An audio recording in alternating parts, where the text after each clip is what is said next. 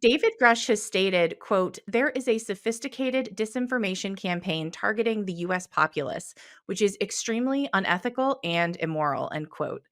Did you find evidence of this campaign in your investigations? And if so, does it extend to social media, including Reddit, today? Well, the evidence, this is an evidence question. I don't know what constitutes evidence. I think it's a tricky matter. I mean, certainly much has been written and said alleging this over a long period of time that has made its way into the public sphere, and privately credible sources have reported this same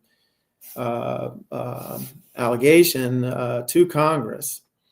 And some of these are credible sources that the government has conducted exactly these kinds of operations. I do not know for sure the answer to this. I think that we can't rule it out. I think when it comes to something that the government thinks is a core national security secret, that I don't have trouble imagining that this is correct.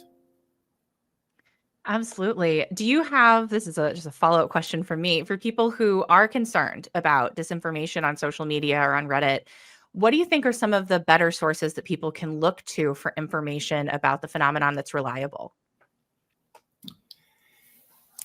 I think that disinformation, misinformation can pop up in all kinds of places.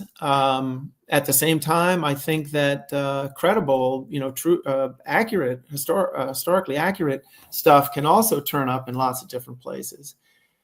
Credible people with stories to tell have a hard time getting a platform that will allow them to publish their beliefs and their information unless they publicly identify themselves, for instance. And this can lead even the most credible sources to resort to secondary and tertiary types of outlets to post their message. So, I really think that the answer to this question is that you just have to educate yourself. You have to read as much as you can and develop a sense of what you can, think is credible or not, and see what everybody else thinks about it.